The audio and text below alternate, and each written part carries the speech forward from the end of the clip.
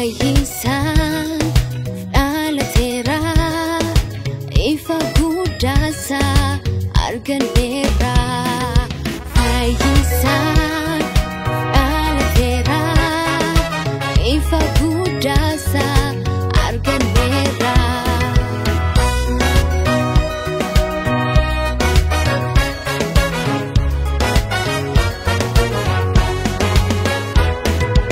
Inni guddaadha orsaadhiidha abba barabara maqaan isaas Yesuusidha.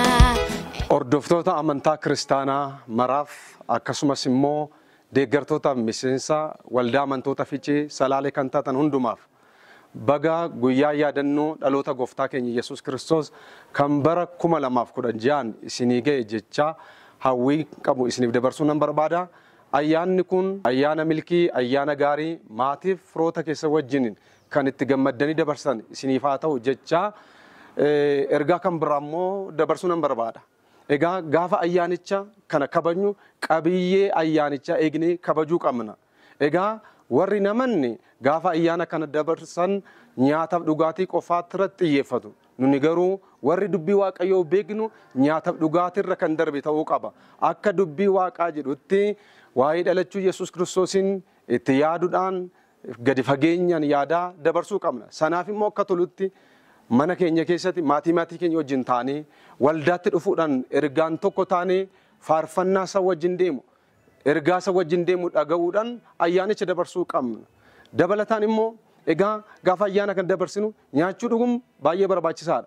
Haa ta'u malee ofii keenya duwwaaf nyaannee ofii keenya dhugnee yoo gammanne gaariin ta'u gammachuun keenya guutuu akka ta'uuf nyaata nyaannurraa dhugaatii dhugnurraa waan qabnurraa hiyyeessota homaa hin qabne ijoollee abbaaf haadha hin qabne maanguddoota warra isaan kunuunsan hin qabneef immoo qoodaa isaaniifis hira ayyaanicha dabarsuu qabna. Yoo akkas goone ayyaanichi ayyaana guutuu ta'a. Sammuu keenyaaf illee boqonnaa kenna. Nama durattis waldaa durattis Waaqayyo durattis illee fudhatamaa ta'a. Kanaafuu gocha Waaqaaf nama duratti fudhatamaa ta'e kana akka raawwattan isin jajjabeessuu nan barbaada. Egaa ayyaanichi ayyaana gaarii, ayyaanatti maatii firoota keessa wajjin gammadanii dabarsitan isiniif haa ta'u. Waaqayyo isin haa eebbisu. Eebbifamaa hin jedha. Galatooma.